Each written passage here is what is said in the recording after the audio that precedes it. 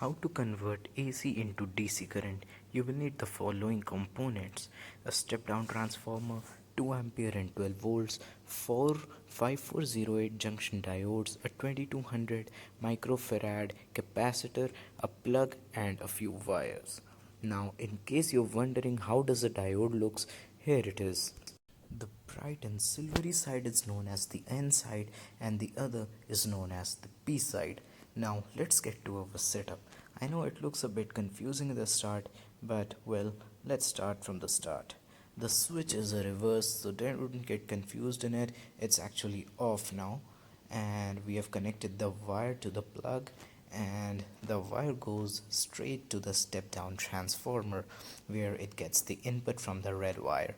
Now I'll try to focus this transformer. Yes, there you go, 2 amps and 0 to 12 volts. So this is what you will be needing. The output wires, which are of yellow colors ordinarily, are going towards this bridge. Now I'll put this image in front of you so that you can see how to connect this bridge. It's pretty simple, but still, if you'll be having any questions, make sure you comment it down below. I've managed to make the video as short as possible. So yeah, that's pretty much it. You connect the N side to N side, P to P, and then connect them as it is shown in the figure, and then connect a capacitor in between of these, and the other two terminals will be the output. So this is what it looks like. The capacitor, as I've mentioned earlier, is of 2200 microfarad. You don't need more than that because it's just used for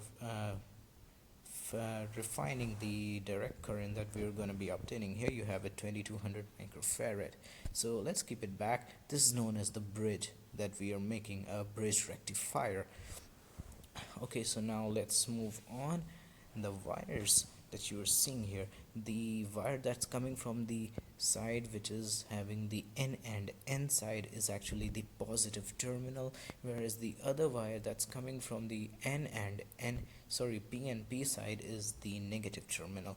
And as the cathode and anode, I've used the metallic plates. You can, it's just definitely on to you. Whatever you want to use, you want to use platinum electrodes if you're really rich, or whatsoever you want to use, you can use that. And I've put it in the acidified water, which is it's acidified with a couple of drops of concentrated sulfuric acid. Now let's turn it on, which is basically off, and see what's gonna happen. There it is, and you can instantaneously see the bubbles forming. One thing I forgot to mention is that make sure that you do not touch these electrodes together when the power is on, because it will induce sparking and heating of capacitor and the diodes. And yeah, make sure that when you're setting up this circuit, then no heat is evolving, because otherwise your capacitor may end up blasting like mine once.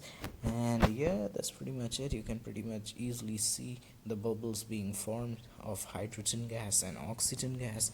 I've made this video to solve the problem of me and many others who find it really costly to buy batteries of 9 volt in order to do electrolysis whenever they have to do it.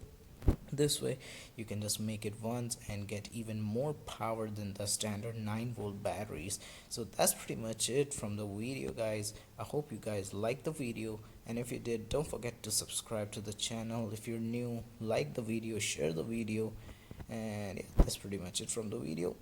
I'll see you later. Bye bye.